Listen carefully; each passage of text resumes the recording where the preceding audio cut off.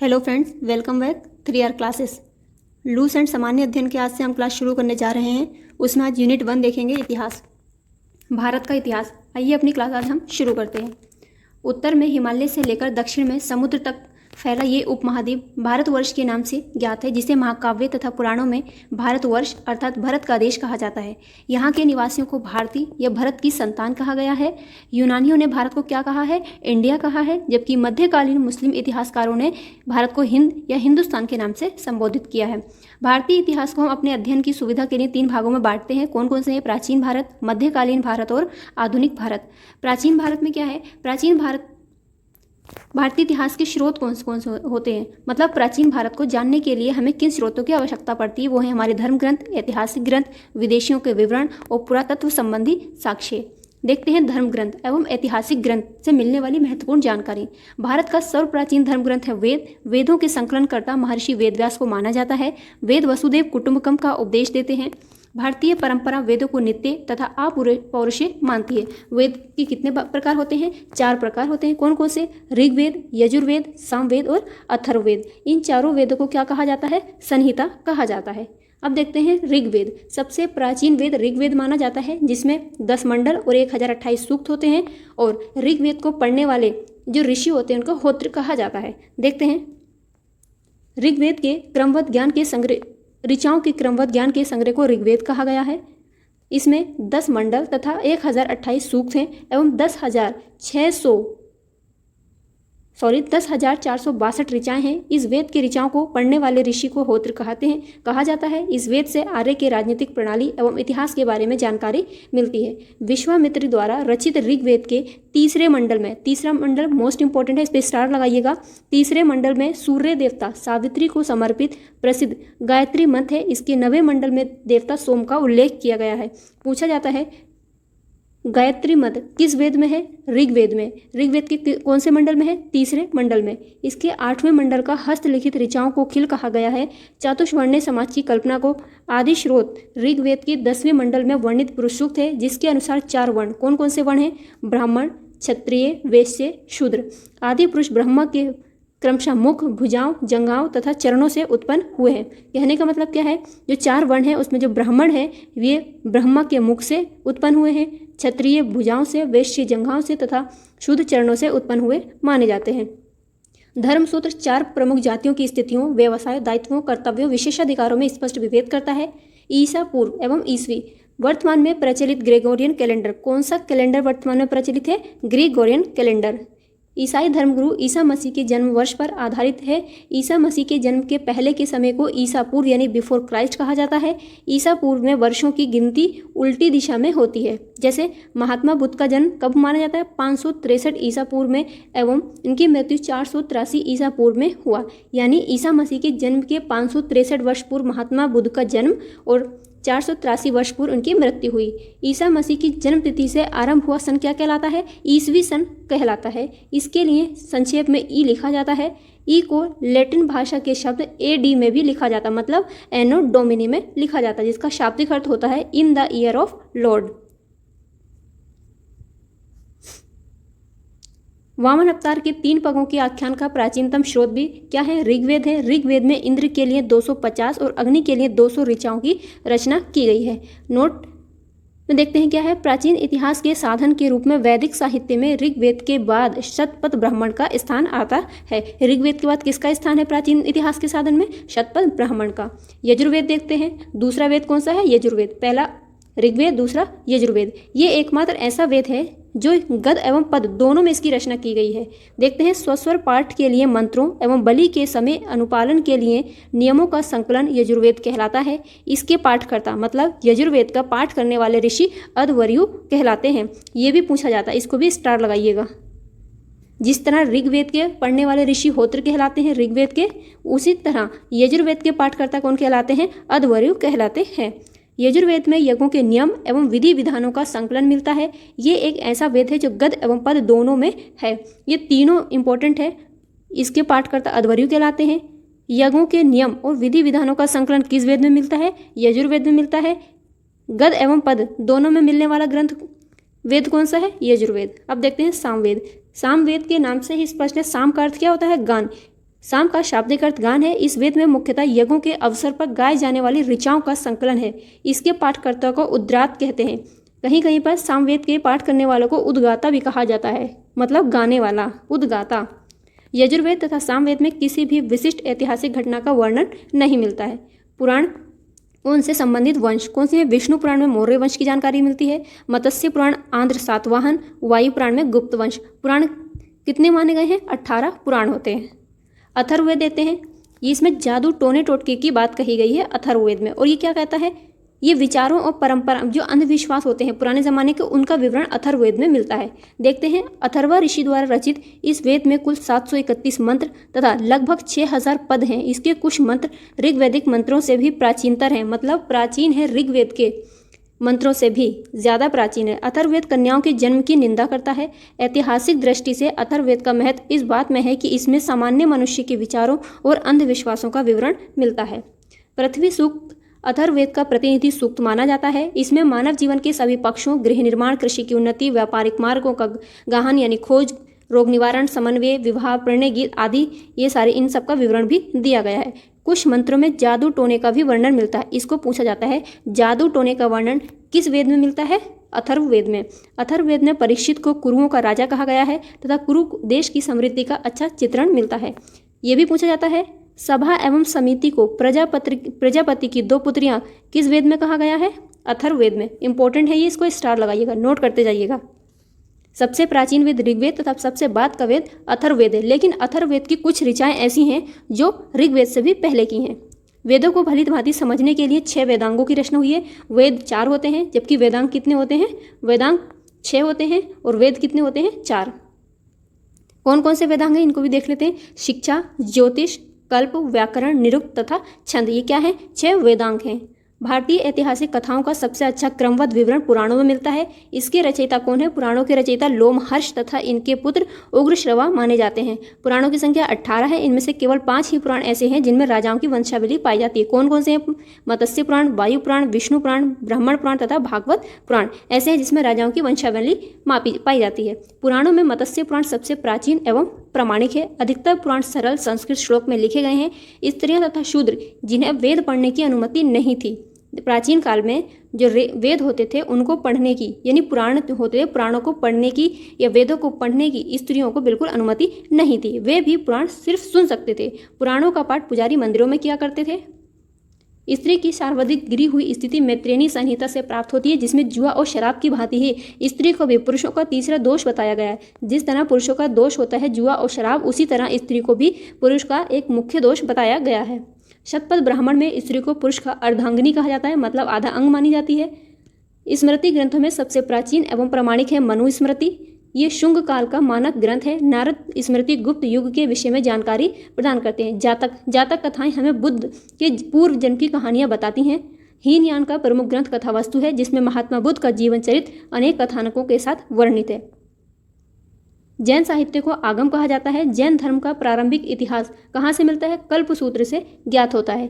जैन ग्रंथ भगवती सूत्र में महावीर के जीवन कृत्यों तथा समकालिकों के साथ उनके संबंधों का विवरण भी मिलता है। जिस तरह जातक कथाओं में बुद्ध के पूर्व जन्म की कहानियां मिलती हैं, उसी तरह कल्प सूत्र से जैन धर्म का प्रारंभिक इतिहास की जानकारी मिलती है। और जैन धर्म भगवती सूत्र में महावीर के जीवन कृत्यों और अन्य समकालिकों के साथ उनके संबंधों का विवरण भी प्रदान करता है।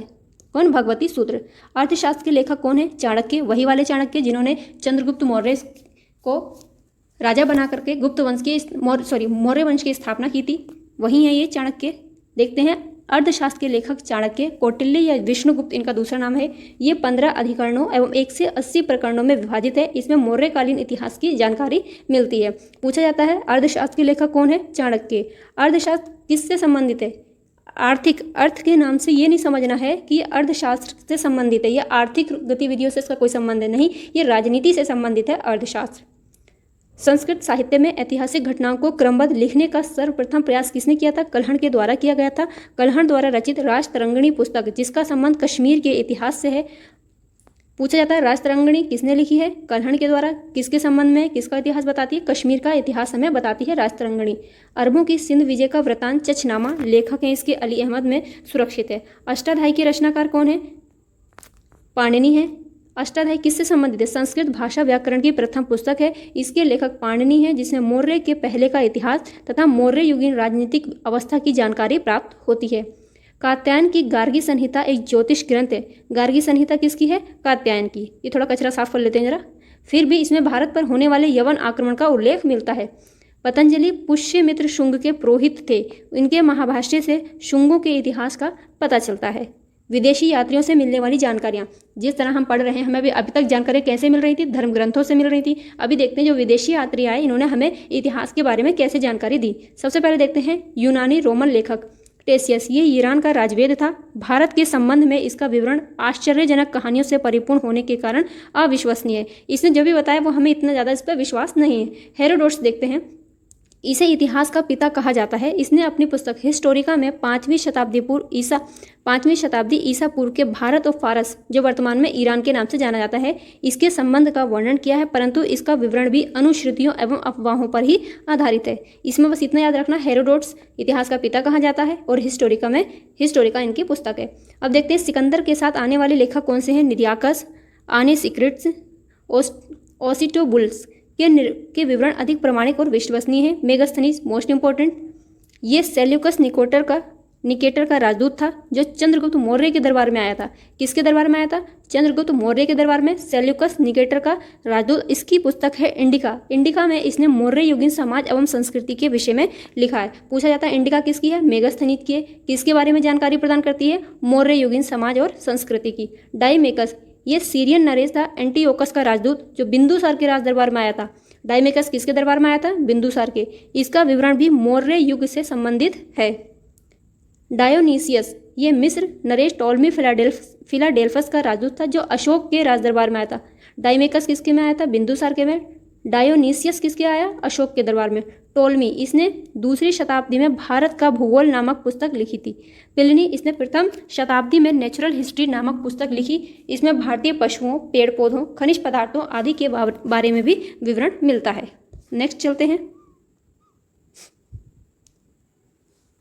पेरिप्लस ऑफ द इरिथियन सी, इस पुस्तक के लेखक के बारे में जानकारी नहीं मिलती है। ये लेखक करीब 80 ईस्वी में हिंद महासागर की यात्रा पर आया था। इसने उस समय के भारत के बंदरगाहों तथा व्यापारिक वस्तुओं के बारे में जानकारी दी थी। चीनी लेखक देखते हैं फाहियान।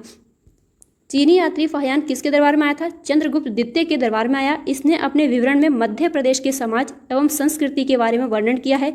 इसने मध्य प्रदेश की जनता को सुखी एवं समृद्ध बताया। ये 14 वर्षों तक भारत में रहा। फाहियान कहाँ का यात्री था? चीनी यात्री था। किसके दरबार में आया था? चंद्रगुप्त द्वितीय के दरबार में आया था। सन युगन, ये 518 में भारत आया। इसने अपने 3 वर्षों की यात्रा में बौद्ध धर्म की प्राप्तियां एकत्रित की थी। हुएनसांग अगेन मोस्ट इंपॉर्टेंट है। ये हर्षवर्धन के शासनकाल में भारत आया। हुएनसांग 629 ईस्वी में चीन से भारतवर्ष के लिए प्रस्थान किया। ये किस लिए आया था? नालंदा विश्वविद्यालय में बौद्ध धर्म से संबंधित जो जानकारियां थी उनको एकत्रित करने के लिए आया था। भारत में ये 15 वर्षों तक ठहरकर 645 ईस्वी में चीन लौट गया। वे बिहार में नालंदा जिला स्थित नालंदा विश्वविद्यालय में अध्ययन करने तथा भारत से बौद्ध ग्रंथों को एकत्र कर ले जाने के लिए आया था। इसका जो यात्रा वृत्तांत है CUK के नाम से प्रसिद्ध है, जिसमें 138 देशों का विवरण मिलता है। इसमें हर्षकालीन समाज, धर्म, राजनीति के बारे में भी वर्णन किया है। इसके अनुसार सिंध का राजा शूद्र था। हुएनसांग ने बुद्ध की प्रतिमा के साथ साथ सूर्य और शिव की प्रतिमाओं का भी पूजन किया है।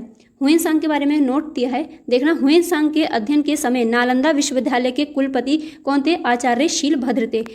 इसको नोट करिएगा, ये भी पूछा गया है। यह विश्वविद्यालय बौद्ध दर्शन के लिए प्रसिद्ध था। इत्सिंग, ये 7वीं शताब्दी के अंत में भारत आया। इसने अपने विवरण में नालंदा विश्वविद्यालय, विक्रमशिला विश्वविद्यालय तथा अपने समय के भारत का विवरण किया है। विक्रमशिला विश्वविद्यालय पाल नरेश ने बनवाया था, जो पाल वंश के थे। अरबी लेखकों के बारे में देखते हैं। इन्होंने क्या जानकारी दी है? अल बरूनी, ये किसके समय आया था? ये महमूद गजनवी के साथ भारत आया। अरबी भाषा में इसकी लिखी हुई एक कृति है किताबुल हिंद, जिसे तहकीक हिंद या भारत की खोज के नाम से भी जाना जाता है। ये एक विस्तृत ग्रंथ है जो धर्म और दर्शन, त्योहारों, खगोल विज्ञान, कीमिया, रीति रिवाज, प्रथाओं, सामाजिक जीवन, भारतोल, मापन विधि, मूर्तिकला, कानून, मापतंत्र विज्ञान आदि विषयों के आधार पर 80 अध्यायों में विभाजित है। कौन? किताबुल हिंद या तहकीक हिंद किसका है? ये अल बरूनी का है। इसमें राजपूत कालीन समाज, धर्म, रीति रिवाज, राजनीति आदि पर सुंदर प्रकाश डाला गया है। इब्न बतूता अरबी भाषा में लिखा गया इसका एक वृतांत है रिहला, इसको रेहला भी कहा जाता है, रिहला, कहीं कहीं रिहला लिखा रहता है। 14वीं शताब्दी में भारतीय उपमहाद्वीप के सामाजिक तथा सांस्कृतिक जीवन के विषय में बहुत ही प्रचुर तथा सबसे रोचक जानकारियां देता है इब्न बतूता का रेहला। ये 1333 ईस्वी में दिल्ली पहुंचने पर इसकी विद्वता से प्रभावित होकर सुल्तान मोहम्मद बिन तुगलक ने उसे दिल्ली का काजी या न्यायाधीश नियुक्त किया था। याद रखना, इब्न बतूता की पुस्तक का नाम क्या है? रिहला, यानी यात्रा वृत्तांत जो है रिहला किस भाषा में लिखा गया है? अरबी भाषा में। किसके टाइम पीरियड में आया था? सुल्तान मोहम्मद बिन तुगलक के समय ये आया था। अन्य लेखक हैं तारानाथ, ये एक तिब्बती लेखक था। इसने कयुंगुर तथा तयुंगुर नामक ग्रंथ की रचना की। इनसे भारतीय इतिहास के बारे में जानकारी प्राप्त होती है। मार्को पोलो ये 13वीं शताब्दी के अंत में पांडे देश की यात्रा पर भारत आया था। इसका विवरण पांडे इतिहास के अध्ययन के लिए उपयोगी है। अब देखते हैं पुरातत्व संबंधी साक्ष्य से मिलने वाली जानकारियां कौन कौन सी हैं। 1400 ईसा पूर्व के अभिलेख बोगासकोई, जिसे एशिया माइनर से वैदिक देवता मित्र, वरुण, इंद्र और नास्ते के नाम मिलते हैं। मध्य भारत में भागवत धर्म विकसित होने का प्रमाण कहाँ से मिलता है? यवन राजदूत हेलियोडोरस के वेस नगर, जिसको विदिशा, गरुड़ स्तंभ लेख से मिलता है। सर्वप्रथम भारतवर्ष का जो जिक्र मिलता है हमें किस अभिलेख से मिला है? हाथी गुम्फा अभिलेख से मिला है। सबसे पहले दुर्भिक्ष की जानकारी देने वाला अभिलेख सोगोरा अभिलेख है। इस अभिलेख में संकट काल में उपयोग हेतु खाद्यान्न सुरक्षित रखने का भी उल्लेख मिलता है। सर्वप्रथम भारत पर होने वाला, ये इंपॉर्टेंट है, हूण आक्रमण की जानकारी किस अभिलेख से मिलती है? स्तंभ लेख से हमको हूण आक्रमण की जानकारी मिलती है। और भारतवर्ष का जिक्र हाथी गुम्फा अभिलेख से मिलता है, इसको नोट करिएगा। सती प्रथा का पहला लिखित साक्ष्य एरण अभिलेख से मिलता है।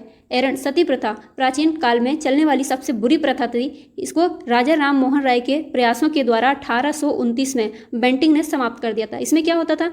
एक पुरुष के मर जाने के बाद उसकी जो विधवा स्त्री होती थी उसे भी उसके साथ में जला दिया जाता था। ये कितनी गलत बात थी। उस टाइम लोग इतने परंपरा, अपने रूढ़िवादी लोग थे कि अपनी परंपराओं में ही ग्रसित थे। वो एक औरत के दर्द को जानते नहीं थे, वो उसको साथ ही जला दिया करते थे। इसलिए राजा राम मोहन राय ने इस चीज़ को सुना, सोचा, समझा, देखा, उसको उन्होंने महसूस किया उसके दर्द को, तभी उन्होंने बेंटिंग के साथ मिलकर 1829 में इस सती प्रथा का अंत कर दिया।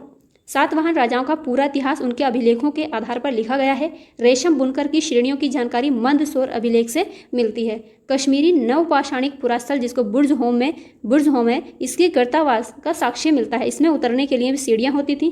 जो प्राचीनतम काल के सिक्के होते थे उनको आहत कहा जाता था। इसी साहित्य को कर्षार्पण कहा गया है। सर्वप्रथम जो सिक्कों पर लेख लिखने का कार्य किसने करवाया था? यवन शासकों ने किया था। समुद्रगुप्त की वीणा बजाती हुई मुद्रा वाले सिक्के से उसके संगीत प्रेमी होने का प्रमाण मिलता है। ये एक प्रमाण ही मिलता है, कल्पना हो सकता है, एक अनुमान हो सकता है कि समुद्रगुप्त को बीड़ा बजाने का शौक था। हो सकता है वो बीड़ा पकड़ के बैठ गया हो। आज के ज़माने के जैसे उसके पास तो फ़ोन कैमरा होंगे नहीं, ऐसे ही बैठा फोटो खिंचाने के लिए सपोज दैट बैठा होगा वो, तो लोगों ने उसका सिक्कों पर उसका छाप दिया पकड़ के। लेकिन यह एक अनुमान ही है, लेकिन वो संगीत प्रेमी था, बीड़ा बजाने का बीड़ा उसको पसंद थी, ये हमको ऐसा प्रमाण मिलता है। अरिकमेडु पुडुचेरी के निकट से रोमन सिक्के प्राप्त हुए हैं। सबसे पहले भारत के संबंध जो वर्मा, जो वर्तमान में म्यांमार के नाम से जाना जाता है, इसको स्वर्ण भूमि, मलाया स्वर्ण द्वीप, कंबोडिया कंबोज और जावा यवद्वीप से स्थापित हुए थे। महत्वपूर्ण अभिलेख देखते हैं, इनको बिल्कुल स्टार लगाइए, एकदम रट लीजिए, चबा लीजिए, ज़रूर इसमें से एक दो क्वेश्चन आते हैं। हाथी गुम्फा अभिलेख की ऐसा अभिलेख है जो तिथि रहित अभिलेख है, कलिंग राजा खारवेल। जूनागढ़ अभिलेख रुद्रदामन, नासिक अभिलेख गौतमी बलश्री, प्रयाग स्तंभलेख समुद्रगुप्त, ऐहोल अभिलेख पुलकेशिन द्वितीय, मंदसौर अभिलेख मालवा नरेश यशोवर्मन, ग्वालियर अभिलेख प्रतिहार नरेश भोज, भीतरी एवं जूनागढ़ अभिलेख स्कंदगुप्त और देवपाड़ा अभिलेख बंगाल शासक विजय सेन। अभिलेखों का अध्ययन क्या कहलाता है? एपिग्राफी कहलाता है। उत्तर भारत के मंदिरों की जो कला की शैली है, जो भारत है उत्तर भारत में जो कला की शैली है वह नागर है। दक्षिण भारत में जो है द्रविड़। दक्षिणापथ जो दक्षिण को जाने वाला रास्ता है, इसके बीच की जो शैली है वो कैसी शैली कहलाती है? वेसर। मतलब नागर शैली और द्रविड़ शैली दोनों का जो मिक्सचर है वो कौन सी शैली कहलाती है? वेसर शैली कहलाती है। पंचायतन शैली क्या होती है? पंचायतन शैली होती है एक ही मुख्य मंदिर के साथ में 4 अन्य उसके सहायक मंदिर जो जुड़े रहते हैं, वही पंचायतन शैली कहलाती है। इसके उदाहरण कौन कौन से हैं? कंदरिया महादेव का मंदिर कहाँ पर है? खजुराहो में। ये पूछा जाता है। किन शासकों ने बनवाया था इसको? चंदेल शासकों ने। ब्रह्मेश्वर मंदिर भुवनेश्वर, लक्ष्मण मंदिर खजुराहो, लिंगराज मंदिर भुवनेश्वर, दशावतार मंदिर, इसको नोट करिएगा, देवगढ़ उत्तर प्रदेश, और गोंडेश्वर मंदिर महाराष्ट्र में है। प्रागैतिहासिक काल देखते हैं, जिस काल में मनुष्य ने घटनाओं का कोई लिखित विवरण उद्धृत नहीं किया। कहने का मतलब जिस काल में मनुष्य के द्वारा किसी भी प्रकार का कोई लिखित विवरण नहीं मिलता है वो प्राग ऐतिहासिक काल कहलाता है। मानव विकास के उस काल को इतिहास कहा जाता है जिसका विवरण लिखित रूप में मिलता है। संस्कृति और इसके बर्तन देखते हैं। मालवा संस्कृति में काला और लाल बर्तन होते थे। बुर्जहोम में धूसर, जोखे में लाल, दक्षिण नवपाषाण में चमकीला धूसर और पूर्वी नवपाषाण में भूरा और लाल होते थे बर्तन। आदि ऐतिहासिक क्या होता है? जिसमें लेखन कला तो है लेकिन उसको पढ़ा नहीं गया, वही आदि ऐतिहासिक कहलाता है। आदि ऐतिहासिक काल उस काल को कहते हैं जिस काल में लेखन कला के प्रचलन के बाद उपलब्ध लेख पढ़े नहीं जा सके हैं। मानव, बहुत ज्ञानी मानव है ना। मानव का वैज्ञानिक नाम क्या है? होमो सेपियंस का प्रवेश इस धरती पर आज से लगभग 30 या 40 हजार वर्ष पूर्व हुआ था। पूर्व पाषाण काल यानी पूरा पाषाण काल के मानव की जीविका का मुख्य आधार क्या होता था? शिकार होता था, या पशु होते थे, पक्षी होते थे, उनको आपस में लड़वाना, यही इनका पहले मनोरंजन के साधन भी हुआ करते थे। आज के ज़माने के जैसे उनके पास टीवी, रेडियो, फ़ोन ये नहीं हुआ करते थे, तभी इनका यही मनोरंजन के साधन हुआ करते थे। शिकार पूरा पाषाण काल में आदि मानव के मनोरंजन के भी साधन थे। आग का आविष्कार किस काल में हुआ था? पूरा पाषाण काल में, जबकि पहिए का आविष्कार नव पाषाण काल में हुआ था। मनुष्य में स्थायी निवास की प्रवृत्ति कब आई? नव पाषाण काल में आई। क्यों? नव पाषाण काल में मनुष्य ने खेती करना प्रारंभ कर दिया था। पहले क्या करता था? मनुष्य एक जगह से दूसरी जगह शिकार करने जाता था तो उसका निवास स्थायी नहीं था। जैसे जैसे उसने खेती करना शुरू की, अपनी खेती की देखभाल करने के लिए उसको एक जगह पर रहना पड़ा, तभी उसका निवास स्थायी होता चला गया। उसने सबसे पहले कुत्ते को पालतू बनाया था। मनुष्य ने सर्वप्रथम तांबा धातु का प्रयोग किया। उसके द्वारा बनाया जाने वाला या प्रयोग किया जाने वाला पहला औजार कौन सा था? कुल्हाड़ी था। कृषि का आविष्कार, देखो बताया था ना, कृषि का आविष्कार नव पाषाण काल में हुआ। प्रागैतिहासिक अन्न उत्पादक स्थल मेहरगढ़ पश्चिमी बलूचिस्तान में अवस्थित है। कृषि के लिए अपनाई जाने वाली सबसे प्राचीन फसल कौन सी है? गेहूं एवं जौ थी। ये अक्सर पूछा जाता है। प्रागैतिहासिक काल में अपनाई गई सबसे प्राचीन फसल कौन सी है? गेहूं और जौ। लेकिन मानव के द्वारा सर्वप्रथम उपयुक्त अनाज चावल था। सर्वप्रथम उपयुक्त था चावल, लेकिन सबसे प्राचीन फसल जब पूछेगा तब हमको गेहूं और जौ ही लगाना है। कृषि का सबसे पहला उदाहरण हमें मेहरगढ़ से प्राप्त होता है। कोल्डिया आवा का संबंध चावल के प्राचीनतम साक्ष्य से है। पल्लावरम नामक स्थान पर प्रथम भारतीय पुरापाषाण कलाकृति की खोज हुई। भारत में पूर्व प्रस्तर मतलब पत्थर, पूर्व प्रस्तर युग के अधिकांश औजार स्फटिक पत्थर के बने हुए थे। रॉबर्ट ब्रूसफुट पहले व्यक्ति थे जिन्होंने 1863 में भारत में पुरापाषाणकालीन औजारों की खोज की थी। ये नोट करते चलिएगा, ये अक्सर पूछा जाता है कि मेहरगढ़ से, मतलब पूछेगा कृषि का प्रथम उदाहरण कहाँ से मिले? मेहरगढ़ से। चावल के साक्ष्य कहाँ से मिले? कोल्डियावा से। भारत का सबसे प्राचीन नगर मोहनजोदड़ो था। सिंधी भाषा में इसका अर्थ क्या होता है? मृतकों का टीला। असम का श्वेत भ्रू गिबन भारत में पाए जाने वाला एकमात्र मानव कवि है। इनाम गांव ताम्रपाषाण युग की एक बड़ी बस्ती थी। इसका संबंध जोरवे संस्कृति से है। भारत में शिवालिक की पहाड़ी से जीवाश्म का प्रमाण मिलता है। भारत में मनुष्य संबंधी जो सबसे पहला प्रमाण है कहाँ मिला है? नर्मदा घाटी में मिला है। जल्दी से बताइए, हम पढ़ चुके हैं एनसीईआरटी क्लास 6 में।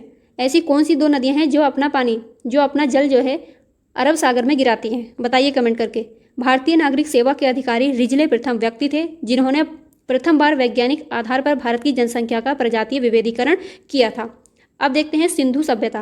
रेडियो कार्बन C14 जैसी नवीन विश्लेषण पद्धति के द्वारा सिंधु सभ्यता की सर्वमान्य तिथि क्या मानी जाती है? 2400 ईसा पूर्व से 1700 ईसा पूर्व मानी गई है। सिंधु सभ्यता की खोज किसने की थी? राय बहादुर दयाराम साहनी ने सिंधु सभ्यता की खोज की थी। सिंधु सभ्यता को प्राग ऐतिहासिक तथा कांस्य युग में रखा जाता है। इस सभ्यता के मुख्य निवासी द्रविड़ तथा भूमध्य सागरीय थे। सिंधु सभ्यता के सर्वाधिक पश्चिमी पुरास्थल दाश्क नदी के किनारे स्थित सुत कांगेडोर जो बलूचिस्तान में जो सिंधु सभ्यता थी, इसके 4 बिंदु थे। सबसे पश्चिमी कौन सा था? सबसे पश्चिम में था सुत कांगेडोर, बलूचिस्तान में है। किस नदी के किनारे था? दाश्क नदी के, ये पूछा जाता है। और सबसे पूर्वी इसका किनारा कौन सा था? हिंडन नदी के किनारे आलमगीरपुर जिला मेरठ में सबसे इसका पूर्वी था। उत्तर प्रदेश में ये आलमगीरपुर उत्तर प्रदेश में है। उत्तरी पुरास्थल इसका कहाँ पता है? चिनाब नदी के अखनूर तट पर, चिनाब नदी के तट पर अखनूर के निकट में मांदा जम्मू कश्मीर में था। और दक्षिणी जो इसका किनारा था, दक्षिणी पुरास्थल था गोदावरी नदी के तट पर दाइमाबाद महाराष्ट्र में। देख लेंगे सबसे प्राचीन, सबसे पूर्व पश्चिम उत्तर दक्षिण में देखते हैं। सबसे पूर्व में था आलमगीरपुर हिंडन नदी के किनारे मेरठ में। पश्चिम में था सुत कांगेडोर बलूचिस्तान दाश्क नदी के किनारे था। उत्तर में कहाँ पता है? मांडा जम्मू कश्मीर में चिनाब नदी के तट पर था। लेकिन दक्षिण में जो था गोदावरी नदी के तट पर दाइमाबाद या जिसको देमाबाद भी बोला जाता है महाराष्ट्र में था। इसके 4 किनारे थे। सिंधु सभ्यता के। सिंधु सभ्यता या जिसको सैंधव सभ्यता कहते हैं, ये पूछा गया है। कैसी सभ्यता थी? नगरीय सभ्यता थी। सैंधव सभ्यता से प्राप्त परिपक्व अवस्था वाले स्थलों में से केवल 6 को ही बड़े नगरों की संख्या दी गई है। मोहनजोदड़ो, हड़प्पा, गढ़वारीवाला, धोलावीरा, राखीगढ़ी और कालीबंगन। स्वतंत्रता प्राप्ति के पश्चात हड़प्पा संस्कृति के सर्वाधिक स्थल गुजरात में खोजे गए। कहाँ पर मिले हैं? गुजरात में। लोथल कहाँ है? गुजरात। लोथल एवं सुद्धकोटदा सिंधु सभ्यता का बंदरगाह थे। कहाँ पर हैं ये? गुजरात में। जुते हुए खेत का नक्काशीदार ईंटों के प्रयोग के साक्ष्य कालीबंगा से मिले हैं। ये बहुत बहुत इंपॉर्टेंट है, आप इनको स्टार लगा लीजिए, नोट करते जाइए, हर एग्जाम में कहीं ना कहीं पूछे जाते हैं। मोहनजोदड़ो से प्राप्त स्नानागार संभवतः सैंधव सभ्यता की सबसे बड़ी इमारत है। पूछ लेगा स्नानागार के साक्ष्य कहाँ से मिले हैं? मोहनजोदड़ो से। सिंधु सभ्यता के बंदरगाह के साक्ष्य लोथल, सुद्धकोटदा से मिले हैं। कालीबंगा से जुते हुए खेत, नक्काशीदार ईंटें और चूड़ियों के प्रमाण भी कालीबंगा से मिले हैं। सिंधु काल में जो विदेशी व्यापार में वस्तुएं आयात होती थीं, वो किस प्रदेश से होती थी? उनको देखते हैं। तांबा खेतड़ी बलूचिस्तान ओमान, चांदी अफगानिस्तान ईरान, सोना Karnataka Afghanistan Iran, tin Afghanistan Iran, गोमेद सौराष्ट्र, ये गुजरात वाला इलाका है, लाजवर्थ मेसोपोटामिया और सीसा ईरान। मोहनजोदड़ो से प्राप्त वृहद स्नानागार एक प्रमुख स्नानागार है, जिसके मध्य स्थित स्नानकुंड 11.88 मीटर लंबा, 7.01 मीटर चौड़ा एवं 2.43 मीटर गहरा है। ये नहीं पूछा जाता है, इसको छोड़ भी देंगे, कोई बात नहीं है, लेकिन पूछा जाता है वृहद स्नानागार के साक्ष्य कहाँ से मिले हैं? मोहनजोदड़ो से मिले हैं। अग्निकुंड के साक्ष्य कहाँ से मिले हैं? लोथल और कालीबंगा से। मोहनजोदड़ो से प्राप्त एक शील पर 3 मुख वाले देवता मिले हैं, जिसको पशुपतिनाथ की मूर्ति कहा गया है। इसके चारों ओर एक हाथी, गेंडा, चीता और भैंसा विराजमान है। मोहनजोदड़ो की नर्तकी की कांसे की मूर्ति मिली है। ये पूछा जाता है ना, नर्तकी की कांसे की मूर्ति कहाँ से मिली है? मोहनजोदड़ो से। पूछा जाता है मोहनजोदड़ो से नर्तकी की मूर्ति मिली है, कैसी है? कांसे की। हड़प्पा की मोहरों पर सबसे अधिक एक श्रृंगी पशु का अंकन भी मिलता है। मन के बनाने के कारखाने मोस्ट इंपॉर्टेंट, ये भी अक्सर पूछा जाता है, कहाँ से मिले हैं इसके कारखाने? मन के बनाने के लोथल एवं चहुदड़ों से मिले हैं। सिंधु सभ्यता की लिपि कैसी थी? भाव चित्रात्मक थी। ये लिपि दाईं से बाईं ओर लिखी जाती थी। पहले दाईं से बाईं ओर लिखी जाती थी, एक लाइन समाप्त हो गई तो दूसरी, और अगर कुछ बचा रहता था तो बाएं से दाएं चलता था, फिर दाएं से बाएं, फिर दाएं से बाएं, बाएं से दाएं, ऐसे ही चलता, जिगजैग वाली स्थिति थी। सिंधु सभ्यता के लोगों ने नगरों तथा घरों के विन्यास के लिए ग्रिड पद्धति अपनाई थी। मतलब इनके घरों के दरवाजे और जो खिड़कियां होती थी पीछे की ओर खुले होते थे, मेन रोड की तरफ नहीं खुलते थे। लेकिन केवल गुजरात का लोथल नगर ऐसा था जिसके घर के दरवाजे मुख्य सड़क की ओर खुलते थे। सिंधु सभ्यता में मुख्य फसल कौन सी थी? गेहूं और जौ थी, अभी बताए थे। सैंधववासी मिठास के लिए शहद का प्रयोग करते थे। उनके पास में आज हमारे जैसे स्वीट डिश इतनी होती हैं, वो सारी वैरायटी नहीं थी, वो सिर्फ शहद का प्रयोग करते थे। मिट्टी से बने हल का साक्ष्य कहाँ से मिला है? बनवाली से मिला है। रंगपुर एवं लोथल से चावल के दाने मिले हैं। चावल के प्रमाण और कहाँ से मिले हैं? कालीबंगा से भी मिले, जुते हुए खेत हमें मिले हैं। लेकिन चावल के जो दाने हैं इनका प्रमाण कहाँ से मिला है? रंगपुर और लोथल से मिला है, जिनसे धान की खेती होने का प्रमाण मिलता है। चावल के प्रथम साक्ष्य लोथल से ही प्राप्त हुए हैं। सुरकोटदा, कालीबंगा एवं लोथल से सैंधवकालीन घोड़े के अस्थिपंजर मिले हैं। ये भी पूछा था घोड़े के अस्थिपंजर कहाँ से मिले हैं? ऑप्शन में दे देगा सुरकोटदा, कालीबंगा, लोथल, ये दे देगा ABC, तो हमें तीनों से मिले हैं। तोल की इकाई संभवतः 16 के अनुपात में थी। सैंधव सभ्यता के लोग यातायात के लिए 2 पहिए एवं 4 पहियों वाली बैलगाड़ी या भैंसा गाड़ी का उपयोग करते थे। मेसोपोटामिया जो इराक में थी, मेसोपोटामिया के अभिलेखों में वर्णित मेलुहा शब्द का अभिप्राय सिंधु सभ्यता से ही माना गया है। संभवतः हड़प्पा संस्कृति का शासन वणिक वर्ग के हाथों में था। पिग्गट ने हड़प्पा एवं मोहनजोदड़ो को एक विस्तृत साम्राज्य की जुड़वा राजधानी कहा है। किसको? हड़प्पा एवं मोहनजोदड़ो को किसने कहा है? पिग्गट ने। सिंधु सभ्यता के लोग धरती को उर्वरता की देवी मानकर उसकी पूजा करते थे। सिंधु सभ्यता के लोग मातृसत्तात्मक परिवार से थे, ये मातृ देवी की पूजा ज़्यादा करते थे। वृक्ष पूजा एवं शिव पूजा के प्रचलन के साक्ष्य भी सिंधु सभ्यता से मिलते हैं। स्वास्तिक चिन्ह, जो स्वास्तिक चिन्ह होता है ना, ये स्वास्तिक चिन्ह संभवतः हड़प्पा सभ्यता की ही देन है। इस चिन्ह से सूर्य उपासना का अनुमान लगाया जाता है। सिंधु घाटी के नगरों में किसी भी मंदिर के अवशेष नहीं मिले। देखिए यहाँ पे क्या मिला है कि सिंधु घाटी के नगरों में किसी भी प्रकार के मंदिर के अवशेष नहीं मिले हैं। ये लोग केवल मातृ देवी की उपासना ज़्यादा करते थे, इसीलिए सिंधु सभ्यता को मातृसत्तात्मक समाज भी कहा जाता है। सिंधु सभ्यता में मातृ देवी की उपासना सर्वाधिक प्रचलित थी। पशुओं में कुंवड़ वाला सांड, तो इस सभ्यता के लोगों के लिए विशेष पूजनीय था, इसकी भी पूजा करते थे। स्त्री मृण मूर्तियां, मतलब मिट्टी की मूर्तियां अधिक मिलने से ऐसा अनुमान लगाया जाता है कि सैंधव समाज जो था वो मातृसत्तात्मक था। सैंधववासी वस्त्रों के लिए ऊनी एवं सूती वस्त्रों का प्रयोग करते थे। मनोरंजन के साधनों के लिए सैंधववासी मछली पकड़ना, शिकार करना, पशु पक्षियों को आपस में लड़ाना, चौपड़ पासा खेलना आदि, यही इनके मनोरंजन के साधन थे। सिंधु सभ्यता के लोग काले रंग के डिजाइन किए हुए लाल मिट्टी के बर्तन बनाते थे। सिंधु घाटी के लोग तलवार से परिचित नहीं थे। कालीबंगा एकमात्र हड़प्पा कालीन स्थल था जिसका निचला शहर सामान्य लोगों के रहने के हेतु भी किले से घिरा हुआ था। ये एकमात्र ऐसा था जिसका निचला जो शहर था वो किले से घिरा हुआ था। कालीबंगा का अर्थ होता है काली चूड़ियाँ। यहाँ से पूर्व हड़प्पा स्तरों से खेत जोते जाने और अग्नि पूजा के प्रथा के प्रमाण भी मिलते हैं। पर्दा प्रथा एवं वेश्यावृत्ति सैंधव सभ्यता में प्रचलित थी। शवों को जलाने एवं गाड़ने दोनों ही प्रथाएं प्रचलित थी। मतलब शवों को जलाया भी जाता था और उनको दफनाया भी जाता था। हड़प्पा में शवों को दफनाने की प्रथा थी, जबकि मोहनजोदड़ो में जलाने की प्रथा थी। लोथल एवं कालीबंगा में युग्म समाधियां मिली। ये भी एग्जाम में पूछा गया है। लोथल एवं कालीबंगा युग्म समाधियां कहाँ मिली हैं? लोथल और कालीबंगा में। ऐसे दे देगा युग्म समाधियां कहाँ है? लोथल कालीबंगा, लोथल सुरकोदा, वो अलग अलग दे देगा, लेकिन हमको याद रखना है कालीबंगा और लोथल में ही युग्म समाधियां मिली हैं। सैंधव सभ्यता के विनाश का एक बड़ा कारण सबसे पहले बाढ़ को माना जाता है। माना जाता है कि वहाँ पर बड़े लोगों का जीवन चल रहा था, सब कुछ अच्छा था, लेकिन अचानक बाढ़ के आ जाने से वहाँ पर एक बीमारी फैल गई, जिससे कि वहाँ का जीवन अस्त व्यस्त हो गया और धीरे धीरे इतनी बड़ी जो सभ्यता थी, नगरीय सभ्यता, वो धीरे धीरे समाप्त हो गई। आग में पकी हुई मिट्टी को टेराकोटा कहा जाता है। टेराकोटा किसे कहते हैं? आग में पकी हुई मिट्टी को कहा जाता है। इसको देखिए, ये इंपॉर्टेंट है, इसको भी नोट करिएगा। सैंधव सभ्यता के प्रमुख स्थल, नदी उत्खननकर्ता और उनकी वर्तमान में स्थिति क्या है? हड़प्पा सभ्यता, जो हड़प्पा का स्थल है किस नदी के किनारे था? रावी नदी पे। इसकी खोज उत्खननकर्ता कौन थे? दयाराम साहनी एवं माधव स्वरूप वत्स। 1921 में पाकिस्तान का मोंटगोमरी जिला। ये भी पूछा जाता है। हड़प्पा कहाँ पर? रावी नदी के तट पर। दयाराम साहनी और माधव स्वरूप वत्स इसके उत्खननकर्ता थे। 1921 में इसका उत्खनन किया गया था। पाकिस्तान के मोंटगोमरी जिले में है। मोहनजोदड़ो कहाँ पर है? सिंधु नदी के तट पर है। राखलदास बनर्जी 1922 में इसके उत्खनन किया, पाकिस्तान के सिंध के लरकाना जिले में। हड़प्पा कहाँ थी? पाकिस्तान के मोंटगोमरी में, जबकि मोहनजोदड़ो कहाँ है? पाकिस्तान के लरकाना में। चहुदड़ो सिंधु गोपाल मजूमदार 1931 इसका वर्ष रहा और सिंध प्रांत ये भी पाकिस्तान में है। कालीबंगा घग्गर नदी के किनारे है। बी लाल एवं बी के थापर 1953 में। राजस्थान का हनुमानगढ़ जिला इसका है। कोट दीजी सिंधु में है। फजल अहमद हैं इसके उत्खननकर्ता। 1953 का वर्ष रहा और सिंधु प्रांत का खैरपुर स्थान। रंगपुर मादर नदी है। रंगनाथ राव हैं। रा से रंगपुर, रा से रंगनाथ। 1953-54 इसका वर्ष है। गुजरात का काठियावाड़ जिला। रोपण सतलज नदी के किनारे। यज्ञदत्त शर्मा इसके उत्खननकर्ता। 1953 से 56 पंजाब का रोपण जिला। लोथल गुजरात में है। भोगवा नदी के किनारे है। ये भी पूछे, ये नदियाँ जरूर पूछी जाती हैं, इनको याद रखिएगा। लोथल भोगवा नदी के किनारे है। रंगनाथ राव हैं इसके उत्खननकर्ता। 1955 से 1962 गुजरात का अहमदाबाद जिला है। आलमगीरपुर ये उत्तर प्रदेश में है। हिंडन नदी के किनारे। यज्ञदत्त शर्मा हैं इसके। 1958 में उत्तर प्रदेश का मेरठ जिला। सुद कांगेडोर दाश्क नदी के किनारे। ये कहाँ पर है? पाकिस्तान में है। ऑरेंज स्टाइल और जॉर्ज हेल्स 1927 एवं 1962 में इसका खोज की गई थी। पाकिस्तान के मकरान में समुद्र तट के किनारे स्थित है। वनमाली रंगोई में है। रविंद्र सिंह बिष्ट 1974 हरियाणा का हिसार जिला है। धोलावीरा इसको भी याद रखिएगा, यह भी यूनेस्को में इसको शामिल किया गया था। धोलावीरा इसके उत्खनन करता है रविंद्र सिंह बिष्ट, मतलब RS बिष्ट। 1990-91 इसका वर्ष है और गुजरात का कच्छ जिला है। इसमें ज़्यादातर याद रखना हड़प्पा रावी नदी के तट पर। मोहनजोदड़ो सिंधु के। चहुदड़ो सिंधु नदी के किनारे।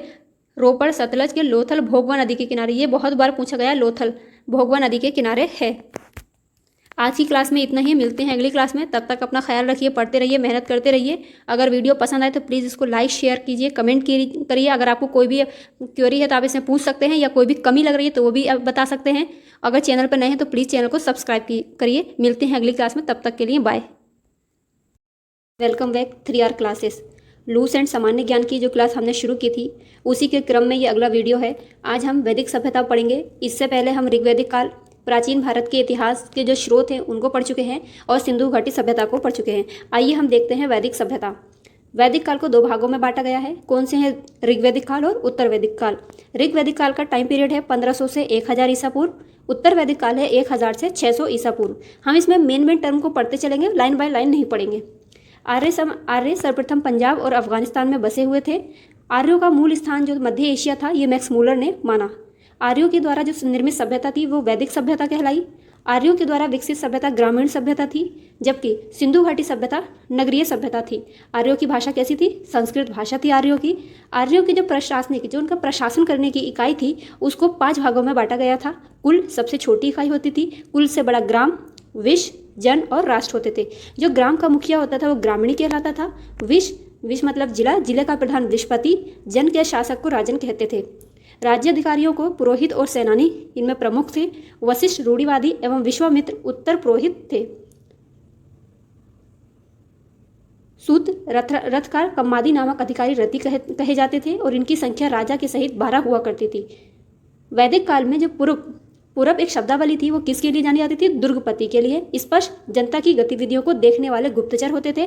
पूछा जाएगा एग्जाम में, वैदिक सभ्यता में पूर्व शब्दावली का क्या अर्थ है? तो इसका अर्थ होगा दुर्गपति। स्पष्ट का होगा जनता की गतिविधियों को देखने वाले गुप्तचर। दिशा थी उत्तर वैदिक शब्द और राजा का नाम। पूर्व दिशा जी उत्तर वैदिक काल में इसको प्राची कहते थे और इसका राजा का नाम होता था सम्राट। पश्चिम को प्रतीची कहते थे, सौराष्ट्र राजा का नाम होता था।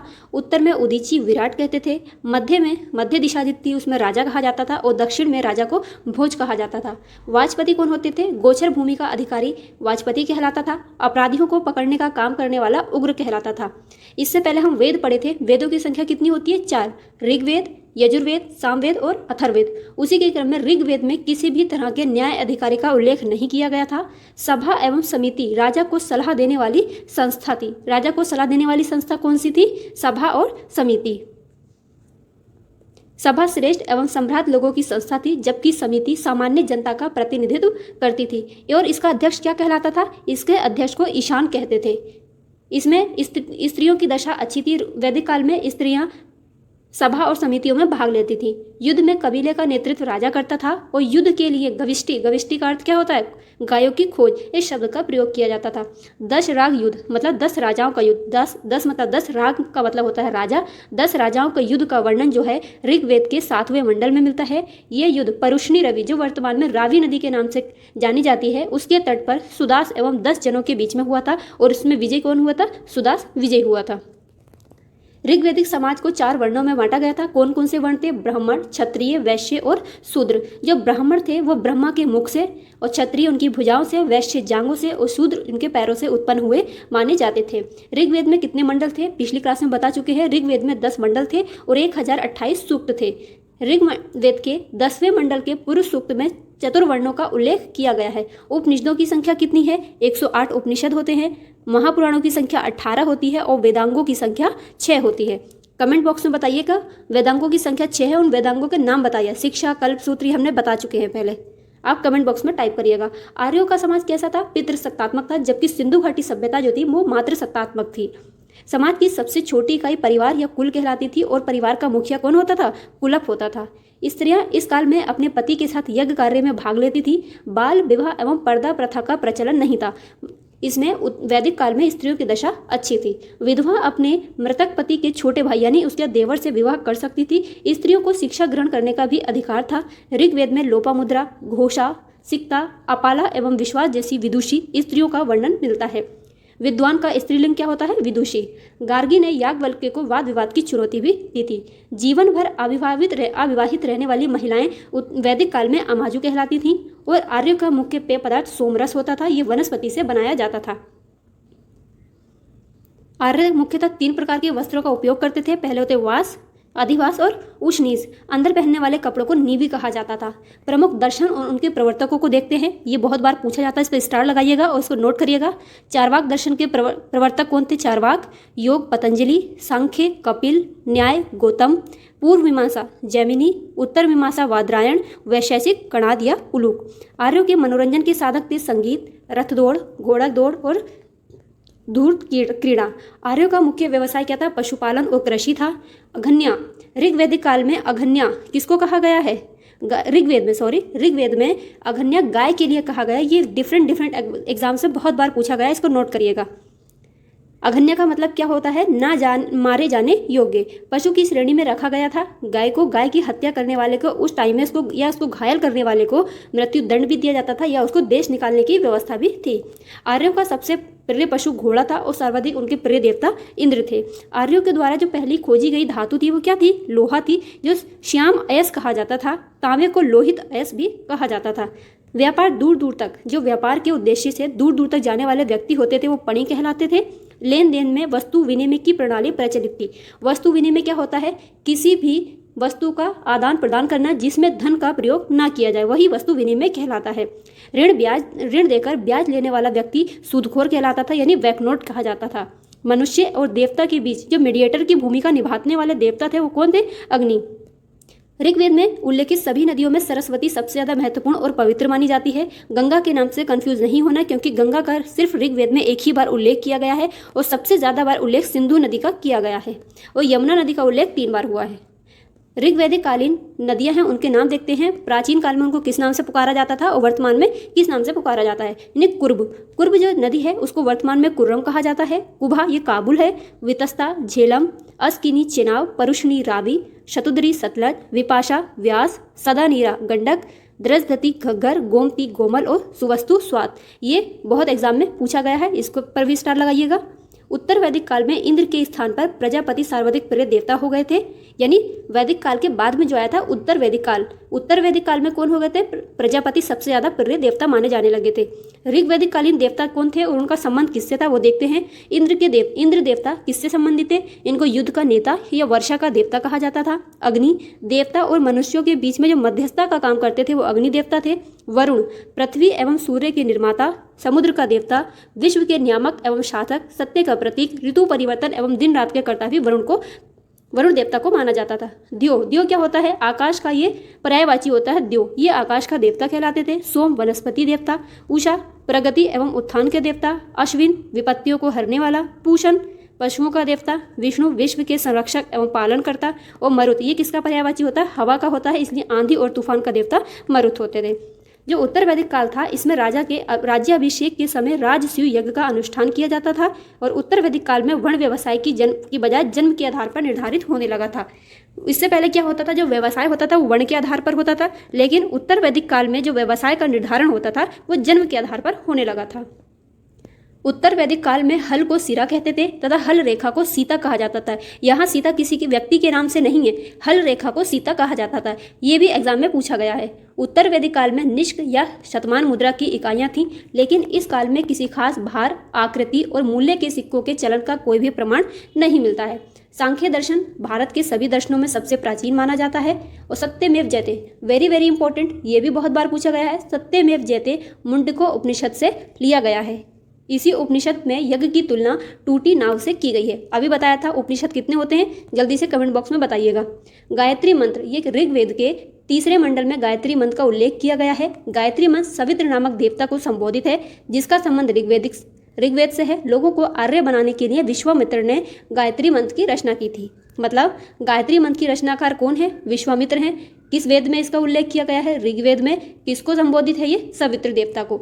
उत्तर वैदिक काल में जो कौशाम्बी नगर था उसमें पहली बार पक्की ईंटों का प्रयोग किया गया था और दो महाकाव्य हैं, महाभारत और रामायण। महाभारत के रचयिता कौन है? वेदव्यास। रामायण के रचयिता कौन है? वाल्मीकि। महाभारत का पुराना नाम जय संहिता है। ये विश्व में सबसे बड़ा महाकाव्य है।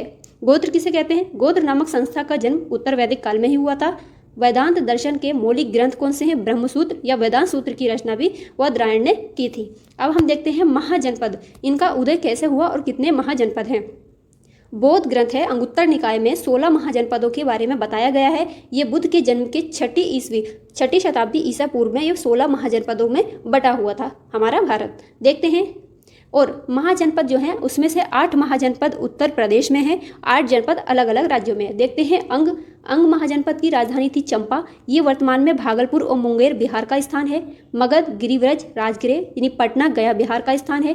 काशी वाराणसी में है, बनारस के आसपास का उत्तर प्रदेश में है। वत्स कौशाम्बी में इलाहाबाद के आसपास, वर्तमान में इसको प्रयागराज के नाम से जाना जाता है, ये भी उत्तर प्रदेश में है। वज्जी यानी वैशाली विदेह मिथिला, ये मुजफ्फरपुर और दरभंगा के आसपास का क्षेत्र है बिहार का। कौशल की राजधानी थी श्रावस्ती में गौतम बुद्ध ने अपने सबसे ज़्यादा उपदेश भी दिए थे। ये फैजाबाद उत्तर प्रदेश का स्थान। अवंती उज्जैन और महिष्मती मालवा मध्य प्रदेश का स्थान है। मलकुशावती देवरिया उत्तर प्रदेश। पंचाल अहि छत्र और कांपिल्ले बरेली बदायूं फर्रुखाबाद ये उत्तर प्रदेश में है। चेदी शुक्तिमती बुंदेलखंड उत्तर प्रदेश में है। कुरु इंद्रप्रस्थ मतलब आधुनिक दिल्ली के आसपास का क्षेत्र है। मेरठ एवं हरियाणा का कुछ क्षेत्र इसमें आता है। मत्स्य विराटनगर ये जयपुर के आसपास का क्षेत्र। कंबोज हाटा किसकी राजधानी है? राजौरी एवं हजारा क्षेत्र उत्तर प्रदेश का है। शूरसेन मथुरा उत्तर प्रदेश में है। अशमक ये एकमात्र ऐसा महाजनपद था जो दक्षिण भारत में स्थित था। याद रखिएगा, इसको कई बार पूछा गया है। इसकी राजधानी पोटली और पोटन है। ये गोदावरी नदी क्षेत्र में आता है। दक्षिण भारत का एकमात्र महाजनपद था ये। गांधार तक्षशिला में है। वर्तमान में ये पाकिस्तान का हिस्सा है। रावलपिंडी एवं इसके आधुनिक क्षेत्र हैं। जैन धर्म देखते हैं। जैन धर्म के कितने तीर्थंकर हुए हैं? 24 तीर्थंकर। पहले हैं ऋषभदेव, इनको ही जैन धर्म का संस्थापक माना जाता है। और जैन धर्म के 23वें तीर्थंकर हैं पार्श्वनाथ, जो काशी के, कहाँ के हैं?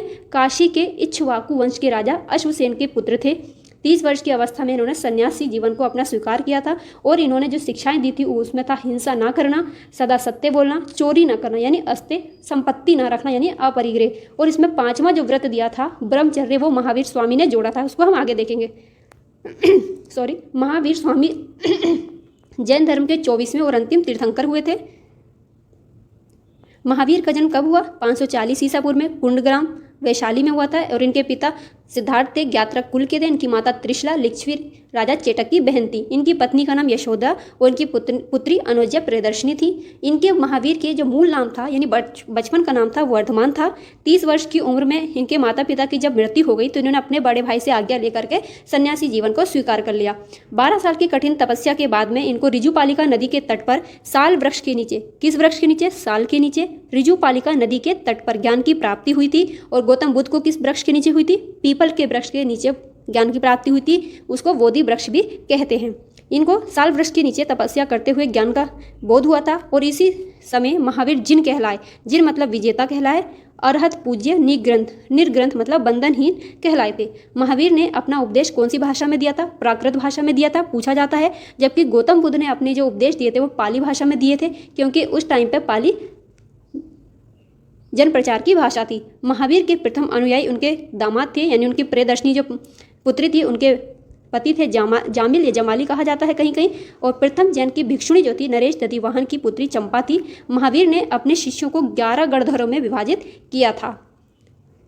जैन धर्म के तीर्थंकर और उनके प्रतीक हैं, उनको देखते हैं। ऋषभदेव पहले तीर्थंकर हैं, मोस्ट इंपॉर्टेंट। इनका जो प्रतीक है वो सांड है। अजितनाथ दूसरे तीर्थंकर हैं, इनका प्रतीक हाथी है।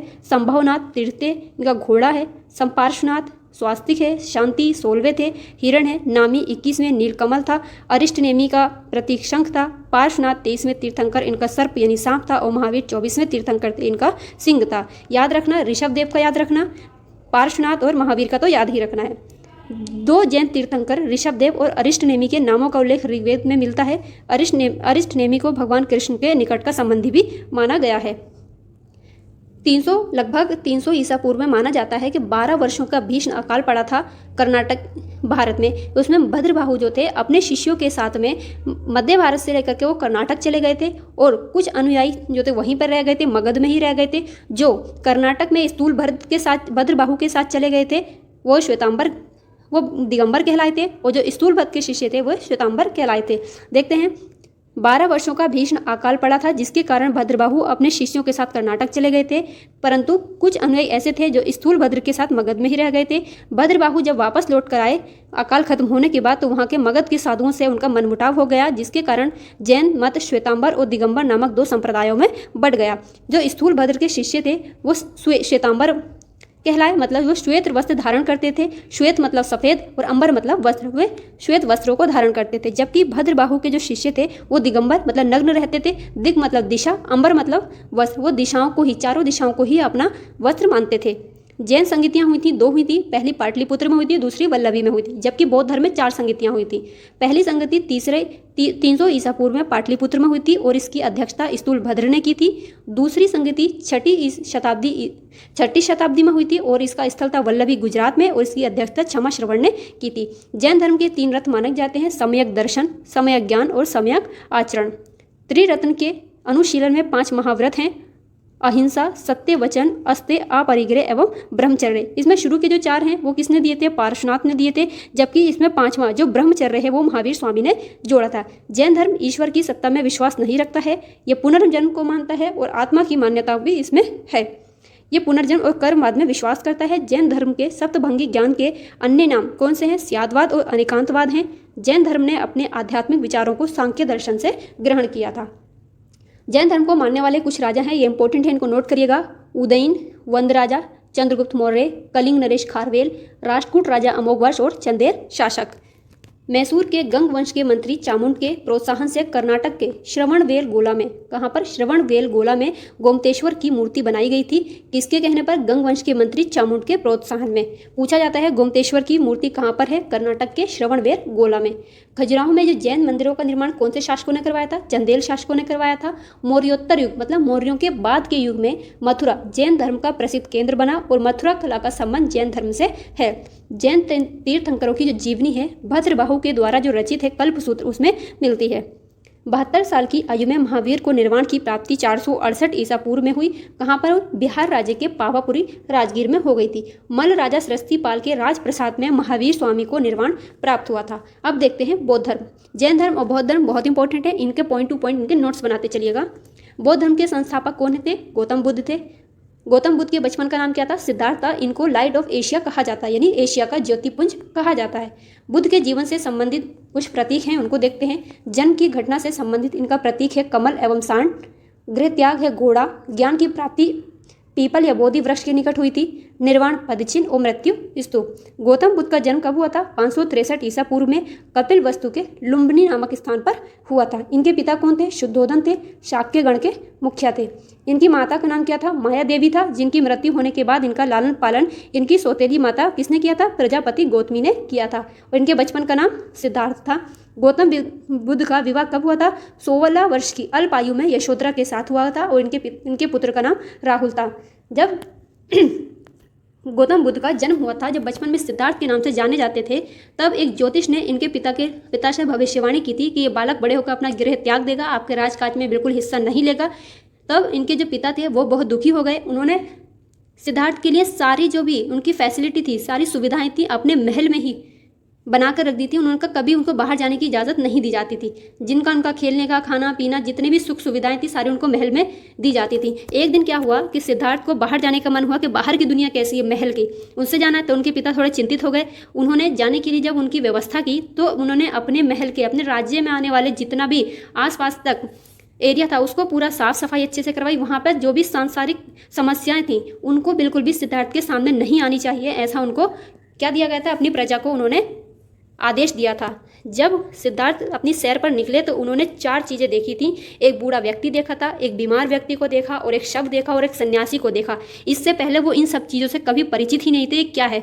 जब उन्होंने ये देखा तो वो बहुत ज़्यादा विचलित हो गए और अपने महल जब वापस लौट कर आए तो उन्होंने 29 साल की इतनी कम उम्र में ही घर त्यागने का अपना निर्णय ले लिया। अपने बीवी बच्चों को छोड़कर वो घर से चले गए, इनसे सांसारिक समस्याओं से व्यथित होकर। और घर छोड़ने की उनकी ये घटना महाभिनिषी कर्मण कहलाती है। ये पूछा जाता है गृह त्याग की घटना क्या कहलाती है? महाभिनिषी कर्मण कहलाती है। गृह त्यागने के बाद में बुद्ध ने वैशाली में अलार्म कलाम से शिक्षा ग्रहण की। ये इनके पहले गुरु कहलाए थे। उसके बाद में रुद्रक रामपुत्र से भी उन्होंने शिक्षा ग्रहण की। उरुवेला में सिद्धार्थ को कौंडिन्य, वप्पा, भादिया, महानामा और अरसागी नामक 5 साधक भी मिले थे। इन्होंने गौतम बुद्ध ने 6 वर्ष की कठिन तपस्या के बाद में 35 साल की आयु में कब? वैशाख पूर्णिमा की रात में निरंजना नदी के तट पर, किस पर? निरंजना नदी के तट पर पीपल वृक्ष के नीचे इनको ज्ञान की प्राप्ति हुई थी। ज्ञान प्राप्ति के बाद जो सिद्धार्थ नाम का बालक था वो बुद्ध के नाम से जाना जाने लगा और वे स्थान जहाँ पर इनको ज्ञान की प्राप्ति हुई थी वो बोध गया कहलाया था। गौतम बुद्ध ने पहला अपना उपदेश सारनाथ में दिया था। अपना पहला उपदेश देने की घटना जो थी वो धर्म चक्र परिवर्तन कहलाई थी। और सबसे ज़्यादा उपदेश इन्होंने कहाँ दिए थे? श्रावस्ती में दिए थे। गौतम बुद्ध ने अपने उपदेशों को जनसाधारण की जो भाषा थी उस टाइम पाली में दिए थे।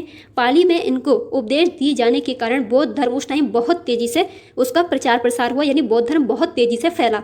जो धर्म भारत में बहुत तेज़ी से फैला, उत्पन्न हुआ, आगे बढ़ा, वो धीरे धीरे भारत से लुप्त होता चला गया। और आज आप जानते हैं चीन में सबसे ज़्यादा बौद्ध धर्म को मानने वाले लोग रहते हैं।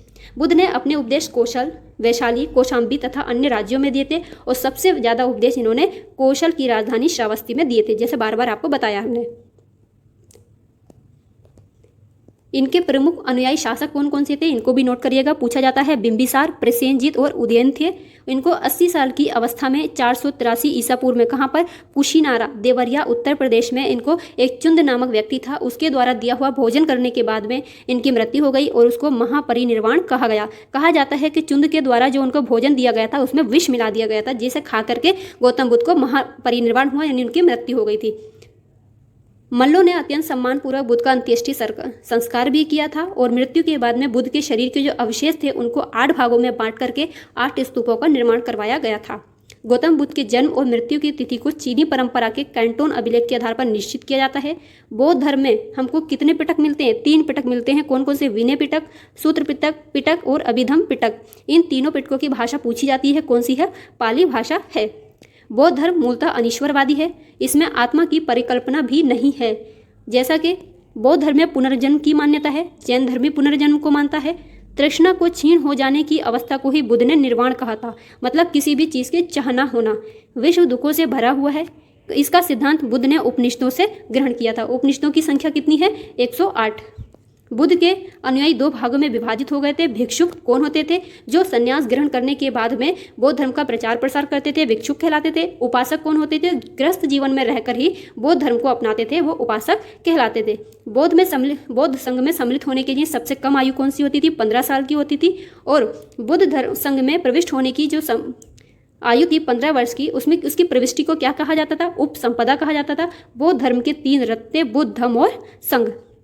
जैसा अभी बताया था, जैन धर्म में 2 संगतियाँ हुई थी, उसी तरह से बौद्ध धर्म में भी 4 संगतियाँ हुई थी। देखते हैं। प्रथम बौद्ध संगति कब हुई थी? 483 ईसा पूर्व में राजगृह में हुई थी और इसकी अध्यक्षता महाकश्यप ने की थी। अजात शत्रु के शासनकाल में हुई थी। दूसरी बौद्ध संगति 100 सालों के अंतर में हुई थी, वैशाली में, यानी 383 ईसा पूर्व वैशाली में हुई। सभाकामी इसके अध्यक्ष थे और कालाशोक के शासनकाल में हुई थी। तीसरी बौद्ध संगति 255 ईसा पूर्व में पाटलिपुत्र में मोगलीपुत्र तीस की अध्यक्षता में अशोक के शासनकाल में हुई थी। चौथी बौद्ध संगति ईस्वी की प्रथम शताब्दी में कुंडलवन कश्मीर में हुई थी। इसकी अध्यक्षता वसुमित्र ने की थी और इसके उपाध्यक्ष अश्वघोष थे। किसके शासनकाल में हुई थी? कनिष्क के शासनकाल में हुई थी। किन स्थानों पर हुई थी? इसको याद रखना, RVPK। RVPK से नाम रखना, राजगृह, वैशाली, पाटलिपुत्र और कुंडलवन कश्मीर। किसके शासनकाल में हुई थी? AK यानी अजातशत्रु, के से कालाशोक, ए से अशोक और के से कनिष्क। AK RVPK, इससे याद रखिएगा। चौथी बौद्ध संगति में क्या हुआ था? बौद्ध धर्म 2 भागों में बट गया था, हीनयान और महायान। महायान संप्रदाय का जो आदर्श था वो बोधिसत्व था। बोधिसत्व दूसरों के कल्याण को प्राथमिकता देते हुए निर्वाण में विलंब करते थे। वो हीनयान का जो आदर्श था वो कौन सा था? अरहत पद को प्राप्त करना था।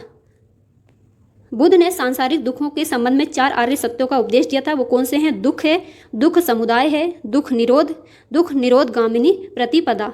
इन सांसारिक दुखों से मुक्ति हेतु बुद्ध ने अष्टांगिक मार्ग बताए थे, यानी 8 मार्ग बताए थे। कौन से थे? सम्यक दृष्टि, सम्यक का मतलब होता सही, सम्यक दृष्टि, सम्यक संकल्प, सम्यक वाक यानी सम्यक वाणी, सम्यक कर्मांत, सम्यक आजीव, सम्यक व्यायाम, सम्यक स्मृति और सम्यक समाधि। इनको याद रखिएगा। 4 आर्य सत्य और अष्टांगिक मार्ग कौन कौन से हैं ये पूछा जाता है।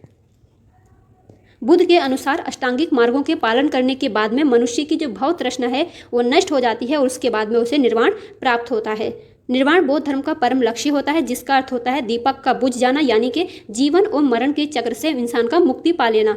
बुद्ध ने निर्वाण प्राप्ति को सरल बनाने के लिए 10 शीलों पर बल दिया है। कौन कौन से 10 शील हैं उनको देखते हैं। अहिंसा, सत्य, अस्त्य यानी चोरी ना करना, अपरिग्रह, जितना भी की ज़रूरत है उससे ज़्यादा का ग्रहण नहीं करना, किसी प्रकार की संपत्ति न रखना, मद सेवन ना करना यानी शराब का सेवन नहीं करना, असमय भोजन ना करना। हम सभी स्टूडेंट को भी असमय भोजन नहीं करना चाहिए, टाइम पर ही भोजन करना चाहिए। सुखप्रद बिस्तर पर नहीं सोना, धन संचय ना करना, स्त्रियों से दूर रहना, नृत्य गान आदि से भी दूर रहना। गृहस्थों के लिए केवल 5 शीलों का बताया था। जो गृहस्थ जीवन में रहकर बौद्ध धर्म को अपनाते थे उनके लिए 5 शीलों को अपनाया गया था, लेकिन जो भिक्षुओं थे भिक्षुओं के लिए 10 शीलों को मानना जरूरी था। बुद्ध ने मध्यम मार्ग का उपदेश दिया था, ना ही बहुत ज़्यादा सरल जीवन ना ही बहुत ज़्यादा कठिन, ये मध्यम मार्ग को अपनाते थे, मध्यम मार्ग का हमेशा उपदेश देते थे। अनीश्वरवाद के संबंध में बौद्ध धर्म और जैन धर्म दोनों में क्या है? समानता पाई जाती है। जातक कथाएं कौन सी हैं? जो बौद्ध के जीवन से संबंधित घटनाओं के बारे में बताती हैं वो जातक कथाएं कहलाती हैं। बोधिसत्व के रूप में पुनर्जन्मों की दीर्घ श्रृंखला के अंतर्गत बुद्ध ने शाक्य मुनि के रूप में अपना अंतिम जन्म प्राप्त किया, किंतु इसके उपरांत मैत्रेय तथा अन्य अनाम बुद्ध अभी अवतरित होने शेष हैं। सर्वाधिक बुद्ध की मूर्तियां कहाँ पर हैं? गांधार शैली में। किस शैली में है? गांधार शैली के अंतर्गत निर्मित की गई हैं। लेकिन बुद्ध की पहली मूर्ति कहाँ पर है? मथुरा कला के अंतर्गत बनी थी। तिब्बत, भूटान और पड़ोसी देशों में बौद्ध धर्म का प्रचार पदम संभव गुरु रिनपांच ने किया था। इनका संबंध बौद्ध धर्म के वज्रयान शाखा से है। इनकी 123 फीट ऊंची मूर्ति हिमाचल प्रदेश के रेवालसर झील में स्थित है। भारत में उपासना की जाने वाली प्रथम मूर्ति किसकी थी? गौतम बुद्ध की ही मानी जाती है। गौतम बुद्ध से संबंधित कुछ महत्वपूर्ण बौद्ध मठ है, इनको देखिएगा, ये पूछा जाता है एग्जाम में। तवांग तवो मठ कहाँ पर है? हिमाचल प्रदेश में, स्पीति घाटी में है। नामग्याल मठ धर्मशाला हिमाचल प्रदेश। हेमिस मठ लद्दाख जम्मू कश्मीर। थिकसे मठ लद्दाख जम्मू कश्मीर में। शासुर मठ लाहौल स्पीति हिमाचल प्रदेश। मिडरालिंग मठ देहरादून उत्तराखंड में। रूमटेक मठ गंगटोक में। तवांग मठ अरुणाचल प्रदेश में। नाम डार्लिंग मठ मैसूर कर्नाटक में है। बोधि मंडा मठ बोध गया बिहार में है। ये दो ज़्यादा पूछे जाते हैं, एक तवो मठ पूछा जाता है और एक ज़्यादा तवांग मठ पूछा जाता है, इनको याद रखिएगा। अब देखते हैं शैव धर्म, इसकी क्या विशेषताएं हैं। शिव की पूजा करने वाले को शैव कहते हैं तथा शिव से संबंधित जो धर्म है उसको शैव धर्म कहा जाता है। शिवलिंग की उपासना का जो साक्ष्य है कहाँ पर मिला है? हड़प्पा संस्कृति के अवशेषों से मिलता है। ऋग्वेद में शिव के लिए रुद्र नामक देवता का उल्लेख मिलता है और अथर्ववेद में शिव को भव, शर्व, पशुपति और भूपति भी कहा गया है। लिंग पूजा का पहला स्पष्ट प्रमाण कहाँ पर मिलता है? मत्स्य पुराण में मिलता है। महाभारत के अनुशासन पर्व में लिंग पूजा का वर्णन है और रुद्र की जो पत्नी के रूप में पार्वती का नाम आता है, कहाँ मिलता है हमें? तैत्तिरीय अर्णक में मिलता है। जो शिव की पत्नी थी उनका सौम्य रूप कौन कौन सा है? पद्मा, पार्वती, उमा, गौरी और भैरवी हैं। वामन पुराण में शैव संप्रदाय की 4 संख्या बताई गई है, कौन सी है? पाशुपत, कापालिक, कालामुख और लिंगायत है। पाशुपत संप्रदाय वैष्णवों का सबसे प्राचीन है संप्रदाय है और इसके संस्थापक लकुलिश है, ये पूछा गया है, इसको नोट कर लीजिए। संप्रदाय देख लेते हैं और संप्रदायों के संस्थापक। अजीवक संप्रदाय पूछा जाता है, मखलीपुत्र गोशाल इसके संस्थापक हैं। घोर अक्रियावादी संप्रदाय पूर्ण कश्यप हैं। यदक्षावाद के आचार्य अजित हैं। भौतिकवादी पकुथ कच्चायन भौतिक दर्शन। अनिश्चयवादी संप्रदाय के संस्थापक संजय बैठलीपुत्र हैं। जो पाशुपत संप्रदाय के अनुयायी हैं उनको पंचार्थिक कहा गया है। इस मत का प्रमुख सैद्धांतिक ग्रंथ कौन सा है? पाशुपत सूत्र है। कापालिक संप्रदाय के जो इष्ट देव हैं कौन है? भैरव हैं। इस संप्रदाय का प्रमुख केंद्र कौन सा था? श्रीशैल नामक स्थान इसका प्रमुख केंद्र था। लिंगायत संप्रदाय दक्षिण में प्रचलित था, इसे जंगम भी कहा जाता था। इस संप्रदाय के लोग शिवलिंग की उपासना करते थे। शून्य संपादने लिंगायत का मुख्य धार्मिक ग्रंथ था। वसव पुराण में लिंगायत संप्रदाय के प्रवर्तक कौन थे? अल्लभ प्रभु तथा उनके शिष्य वासव को बताया गया है। इस संप्रदाय को वीर शिव संप्रदाय भी कहा जाता है। ये देखिए 10वीं शताब्दी में मत्स्येंद्र नाथ ने नाथ संप्रदाय की स्थापना की थी। इस क्वेश्चन को लेकर सुपर टेट 2019 में बहुत बवाल हुआ था, वाद विवाद भी हुआ था कि नाथ संप्रदाय की स्थापना किसने की थी। कहीं बुक में मिलता है मत्स्येंद्र नाथ और कहीं मिलता है गोरखनाथ, लेकिन आपको याद रखना है नाथ संप्रदाय की स्थापना मत्स्येंद्र नाथ ने की थी, लेकिन नाथ संप्रदाय का प्रचार प्रसार किसने किया था? गोरखनाथ ने किया था। इसको नोट करिएगा, ये पूछा गया एग्जाम में है, इस पर बहुत वाद विवाद भी हुआ था। मत्स्येंद्र नाथ ने नाथ संप्रदाय की स्थापना की थी तथा इस संप्रदाय का जो व्यापक प्रचार प्रसार था किसने किया था? बाबा गोरखनाथ के समय में इसका प्रचार प्रसार हुआ था। दक्षिण भारत में शैव धर्म चालुक्य, राष्ट्रकूट, पल्लव और चोलों के समय लोकप्रिय रहा था। पल्लव काल में शैव धर्म का प्रचार प्रसार नैनारों के द्वारा किया जाता था और इनकी संख्या कितनी बताई गई है? 63 बताई गई है। एलोरा के कैलाश मंदिर कहाँ पर है? एलोरा में जो कैलाश मंदिर है उनका निर्माण किसने करवाया था? राष्ट्रकूट शासकों ने करवाया था। चोल शासक राजराज प्रथम ने तंजौर में प्रसिद्ध राजराजेश्वर शैव मंदिर का निर्माण करवाया, जिसको बृहदेश्वर मंदिर के नाम से भी जाना जाता है। एग्जाम में ज़्यादातर पूछा जाता है बृहदेश्वर मंदिर का निर्माण किसने करवाया था? राजराज प्रथम ने। ये चोल शासक था, कहाँ पर करवाया था? तंजौर में। याद रखना, राजराजेश्वर कम पूछा जाता है क्योंकि राजराज प्रथम के नाम से ही है, इसलिए बृहदेश्वर मंदिर ज़्यादा पूछा जाता है। कुषाण शासकों की मुद्राओं पर शिव एवं नंदी का एक साथ में अंकन मिलता है। वैष्णव धर्म देखते हैं। वैष्णव धर्म के विषय में प्रारंभिक जानकारी कहाँ से मिलती है? उपनिषदों से मिलती है और इसका विकास भागवत धर्म से हुआ माना जाता है। नारायण के जो पूजक थे मूलतः पंचरात्र कहे जाते हैं। वैष्णव धर्म के प्रवर्तक कौन थे? कृष्ण थे, जो वृषण कबीले के थे और इनका निवास कहाँ पर था? मथुरा में था। कृष्ण का जो उल्लेख है सबसे पहले छांदोग्य उपनिषद में देव की पुत्र और अंगिरस के शिष्य के रूप में हुआ है। विष्णु के 10 अवतारों का उल्लेख किसमें किया गया है? मत्स्य पुराण में किया गया है। 10 अवतार कौन कौन हैं? मत्स्य, कूर्म, वराह, नरसिंह, वामन, परशुराम, राम बलराम, बुद्ध और कल्कि। ये किसके हैं? विष्णु के 10 अवतार हैं। गुप्त काल में विष्णु का वराह अवतार सबसे ज़्यादा प्रसिद्ध रहा था। वैष्णव धर्म में ईश्वर को प्राप्त करने के लिए सर्वाधिक महत्व किसको दिया गया है? भक्ति को दिया गया है। भगवान विष्णु के सुदर्शन चक्र में कितनी तीलियां हैं? 6 तीलियां हैं।